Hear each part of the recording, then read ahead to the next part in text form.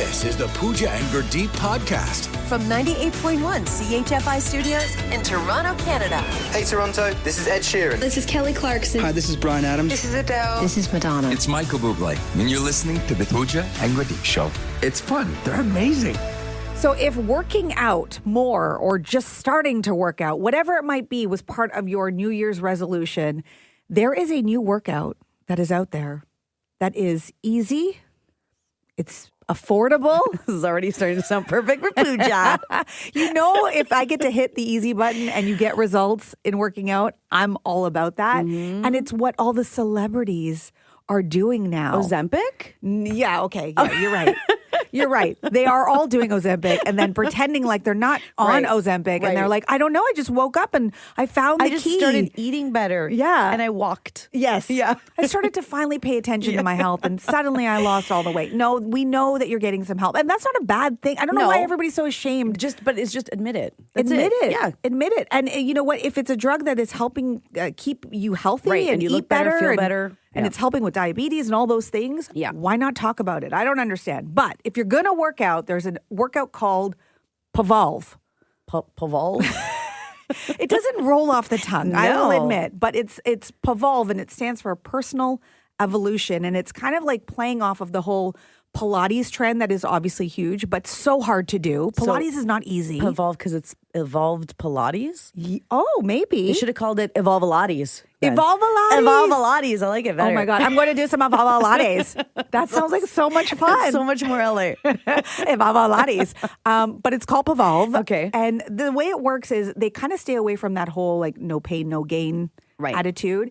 And with Pilates, as you know, it's hard. They have that reformer machine, which is also very expensive. It's not easy to do. There are like athletes who have tried Pilates and they're shaking and breaking down in the fetal position. Yeah.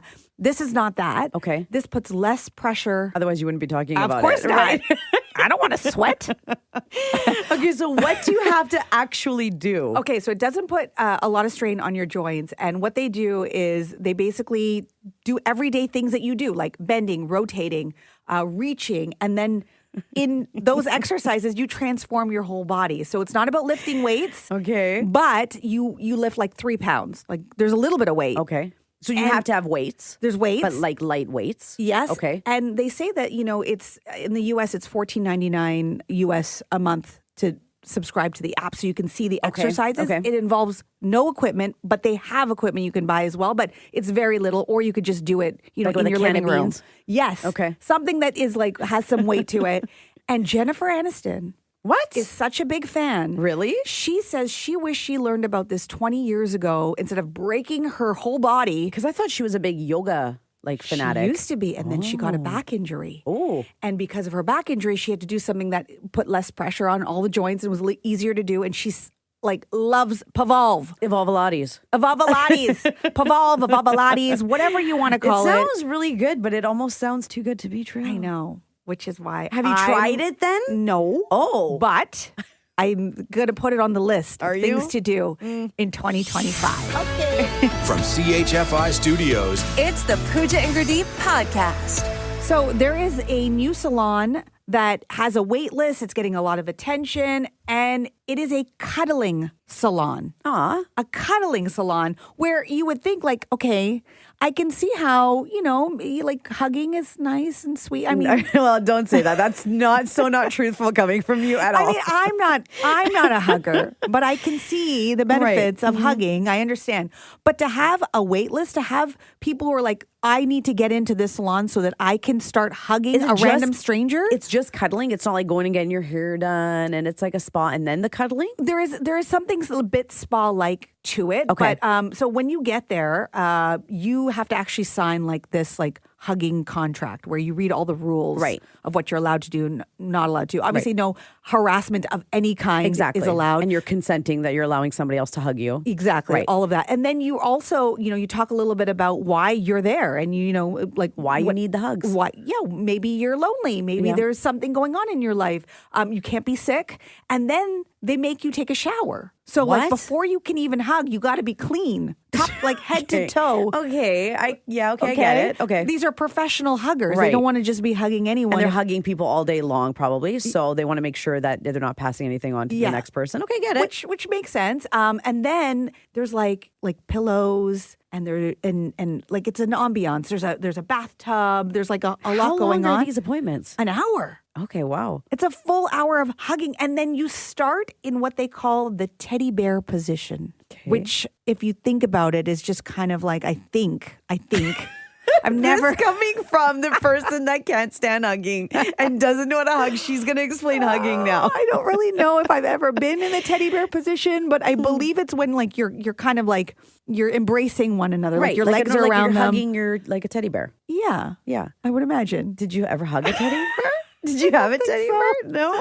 Maybe this is where it all started, is that you never had a teddy bear to hug. Like, were you supposed to be hugging your stuffies? I just thought they were cute and they sat on my This is bed. Pooja at the cuddle spot. They're like, why are you here? She's like, I don't know how to hug. They're like, wait, that's the whole point of this place. You know what? Could I go there could that be my problem? Is that like I'm not it doesn't come naturally to me the way it does with other people. People see each other and they're like, their first instinct is to hug. That's not my first No, instinct. it's not. No.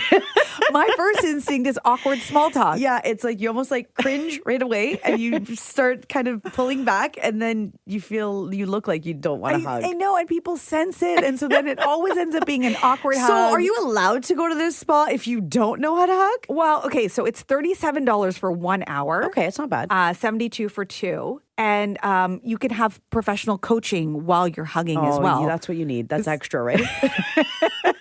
So like while you're in the embrace, it's like, okay, yeah, more of this, less of that. Okay, so you should go there. Maybe it's possible because my problem is I'm also like I'm a bit lanky. I'm not as coordinated, and so sometimes my shoulder will end up in your Adam's apple when I go in for the hug. So I also just really don't know how to like. I don't So know it's how to dangerous approach for you it. to hug. Yeah, Yeah. But I like there's coffee, there's tea, there's champagne. Like this is a whole experience. I love how you're making everything else sound so good, except the actual point of the spa, which is the cuddling and the It's hugging. true. It's the healing power of hugs. It lowers blood pressure. It's supposed to like take away stress and the cortisol, all of that stuff. It's really good for you. Would you try it? I would try it, but how about this? Instead of me going there to learn how to hug, what if I open my own hugging salon? What? And then I'll just inevitably get better at hugging. No, that's not going to work, Pooja. No. Nobody's coming. No. There's no wait list, right? The Pooja and Grenade Podcast. From 98.1 CHFI. All right, there is a story out about a self-driving taxi that will leave you shaking your head. This happened to a Los Angeles man who was at an airport in Phoenix, Arizona. He's trying to catch his flight, but he was in a self-driving taxi, and I guess it malfunctioned. Something happened, and it started to go in circles. It was like doing loops to the point where it just kept looping and looping and looping. And poor guy who's the passenger in this self-driving taxi is just like needs to get out to catch the flight. And like there's nobody to talk to. Why do these exist? Yes. I already have so many issues and problems with self-driving cars, but a self-driving taxi, like what? I don't Do you get know. your money back? Because you basically went on a roller coaster ride in circles? I guess he would, but that doesn't solve the problem. No, right? No, it really doesn't. I think like he started to become dizzy as well. By of the time he course got he to would. the fourth loop, he was like, "Oh, I'm I nauseous." didn't sign up for this. I No. wasn't going on like a roller coaster ride. No, and I don't know how he actually got out eventually. Like I don't know. Like he was It screaming. ran out of gas. You had to wait till the tank emptied. Yeah, probably. Wow. Probably. No, this is not okay. It's not something you want to be jumping out of as well. He did end up making his flight somehow. Wow. It all worked out. But can you imagine once he landed on the other side, trying to use this now as an excuse for why he's late or why that wouldn't have worked. that wouldn't work. Like no. back in the day, it used to be my dog ate my homework. Right, and that didn't work. And that didn't work. The first time it worked, and then it never worked again. Now you're going to be like, I'm sorry, my self-driving taxi got dizzy, couldn't make it on time. What? Like, Yeah. what are we now dealing with in this age of technology where Right. there's all this new stuff, AI, you name it, everything's smart. I don't Yeah. know how smart everything is. It's smart, but yeah, it's not that smart. Technology is great until it stops working. Yes. That's what I Yes. always say. Because even like something as simple as ATM machines, so great, supposed to make things so quick. And as soon as that breaks down, it starts a lineup. It starts panic because you you don't can't have get your money. The people at the cash register and the till are just like, they don't know what to do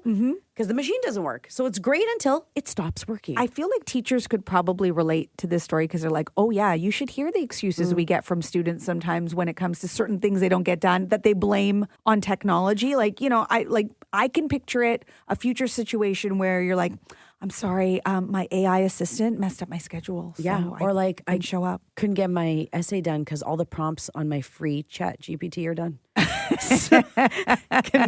Can get any more ideas. It definitely didn't help do my entire assignment for me. Yeah. Oh, you know what? I have to leave. I have to go get breakfast because my smart fridge locked me out and now I can't eat. Oh, I just started hearing about these smart fridges. My fridge is going. I'm like, why are you doing everything from your phone? What happens when that app breaks down? Does your fridge break down? And when did we get to a point where we needed our fridge to be smart? And your stove and your microwave. I'm like, what? I just want them to work. I don't need it to be on my phone.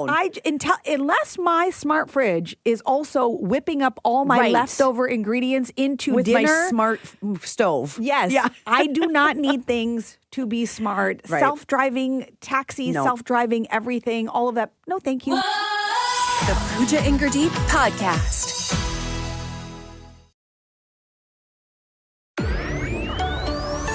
This is the Pooja and Gurdeep podcast. Why is it when we meet a British person, why is it so hard for us not to mimic their accent? Every time, right? They're like, hello. We're like, don't do it. Hello. How are you? Right? And no matter how nice they sound, we reply with Peaky Blinders on meth, right? They come in Downton Abbey. How you doing? We're like, how am I doing in it? We become the character. All of our accents are the character with the lantern who's like, I'll take you across the river. That is comedian Usama Siddiqui. And I came across that clip and I was like, oh my, I am guilty of doing this with a specific coworker of ours, Greg Burns, who works at our sister station over at Kiss 92. I see him every morning. Once we leave our studio here, we go into sort of a shared workspace, and he's there every morning, and he says good morning, and inevitably... How does he say good morning, Pooch? Well, he does it in his beautiful British accent. And he'll say, good morning, and then I'll say, hello. And right after I do it, I'm like... Do you say hello, or do you say hello? All of it. All of it. I interchange or be like, hello. It's not just you. I think we all do this. I don't know why I do this too. It's ridiculous. It's horrible. Yeah. It is horrible. I don't even know I'm doing it. As it's coming out of my mouth, I realize that I'm putting on an accent. Yeah. And I shouldn't be doing that. And I think deep down, I'm just jealous because it's such a beautiful accent. And I really want a it. British accent. Yes. I think we're so lucky here, especially in Toronto, having such a diverse population with so many different accents from so many different places in the world that it is actually really beautiful when you hear an accent. And then I just feel like mine's kind of boring. and then I don't know, something happens to me. And actually one time Greg Burns called me out and he goes, did you say that with a British accent? And I went, no. That's how I say hello. Hello. That's how you say hello. But that's not how I say hello. It's not. It's only how I say hello to him. And so I got to work on it. I'm like, I don't know what to say instead. He says good morning. You say hello. You say good morning. Just properly. Just properly. You say it with your accent. I think I have to take a beat pause. If I take a beat pause, I'll remember to just go hello. But in that moment, he's like, good morning. And I'm like, hello. It's true though. Why do we do that? And the comedian guy got it right? They all sound like they're proper English. It's like Downton Abbey. It's so beautiful. Yeah. And then we turn into like the trolls. Yes. From Peaky Blinders. We ruin it for some reason. We ruin it. And I also have a friend who it's worse than that. She will be talking to somebody with an accent in a full-on conversation. What? And then we'll start to develop the accent as the conversation goes on. The intonation in her voice and sentences so she change. just starts mimicking them. Yeah, and she doesn't know she's doing it. It's totally unconscious. She's not trying to, she's not mocking them. Wow. It just happens. So I'm like, I'm not that far. I haven't gone that far. Yeah. And it just It's only with Greg, not with anybody else. It's okay. So it's only when you're saying hi. It's not like when Madonna moved to the UK for like a minute and then she had a full-on British accent all the time. She did. Yeah. Yes. What happened to you? Sometimes this happens. Okay, so Greg Burns, I apologize. Thank you. I mean, he did call me out. I love that he called you out on that. I'm going to try a beat pause. When you say good morning, I'm going to go, hello. Wow. You don't have to do it like that, though. Just be you, Pooch. Yeah. Top of the morning. No, to don't you. do that either. Don't do that? No. Okay. From CHFI Studios, It's the Pooja and Gurdeep podcast. Today is National Dress Up Your Pet Day, and I see it all the time. You know, driving home, driving around, I see people walking their dogs, and they're in the cutest little coats, and they've got the little booties, and it's adorable. And I have a serious question for you. Okay. How much of you wanting a dog was just so you could dress it up? Okay, I'm going to be honest. I don't usually dress my pets up. I do like the first year because I'm like, they're babies. Oh, they look cute in the little sweaters. And the sweaters are so voice tiny change? because they're like tiny little babies. So the answer is yes. Yes. Like 90% of why you got a dog was so you could dress it up. But they're usually, they're around for anywhere from 12 to 16 years, depending on what kind of breed you get. Yeah. And so there's all the rest of the time where they're just normal dogs. But at the beginning, it's because like when you have a baby, like a newborn, the clothes are so cute. They are. And same with like dog clothes. The clothes are so cute when they're little. They're so cute. They And are. look, and it's the same with my kids. I love dressing them Yeah. up, and they're at that age now where they don't let me pick. They have to pick. Right. So that, it's fleeting. Yeah. But so I get it. I didn't get a dog so I could dress him up. I know some people do love dressing up their dogs. Yes. It's just one of the perks. It's Yeah. one of the bonuses. Yes. And do dogs like being dressed up? I feel like the majority of dogs don't. Because a lot of the dogs, before I got my own dog, my friends had dogs and family members had dogs, and then none of the dogs liked having clothes on or Halloween costumes as well. They just did not like it. And like sometimes, like with how cold it is. Yeah. For practical reasons, they do need to be wearing an extra layer, whatever, depending on what breed you have, Yeah. right? So I understand that. And I was actually over at your house over the holidays. Yeah. And Coda was obsessed with me. Yeah, he was. Obsessed with me. He literally loves everyone. Okay, don't say that. Okay, it was just he me loves you. specifically. Yes. No, I think dog sense for me that there's still a little tiny bit of fear because I used to be afraid So of he dogs. bugs you even more. So they're like, love me, just love me. And so they just tend to be all over me. So he was all over me. Yeah. And your solution was to put a Christmas sweater on him. Yeah. And I couldn't believe what happened. So I had got him a cute little Christmas sweater for my Christmas sweater party. As soon as I put that thing on, he stops moving. He stops moving. He turns into a statue, and he kind of looks like off to the side. Like he doesn't even want you to look at him. He's like, no, nobody look at me. I'm not even going to give you eye contact because then I'm going to know that you see me in this sweater, and I don't even know why it's on me and what's happening right now. Coda was literally like, wait, whoa, there's something on my body. What do I do? Like, he didn't frozen. move. So I realized that day that when he starts acting up, I'm just going to put a sweater on him because he didn't move. We sat there and laughed for about 10, 15 minutes, I want to say. Yeah, they're like, I think we should take the sweater off. And then I didn't take it off him, but I showed him that he could move. And then he was okay. There must be just something so foreign for a dog to like be in something. And I think too, because he's so fluffy, like he's half Pomeranian, half husky. So he's got a lot of fur. So when he puts something on him and it flattens all his fur on him, he's probably like, why do I feel everything so tight? I have to say that even with Gurdeep and Coffee the Pooch, there is just so many stories and a lot of laughter that comes out of all of these things. And their reaction is half the fun, right? Because when the eyes start going back and forth, like, what are you doing? Yeah. What is this? It's hilarious. And again, because he's part husky, he doesn't need to wear anything. Like he stays he's warm. fine. And my breeder actually wrote to me because Coda has a page and he's like, stop putting sweaters and coats on him. Well, not today, because today is National Dress Up Your Pet Day. Thanks for listening to the Pooja and Gurdeep podcast. Listen to Pooja and Gurdeep live weekday mornings from 5 to 9. Only on 98.1 CHFI. Toronto's perfect music mix.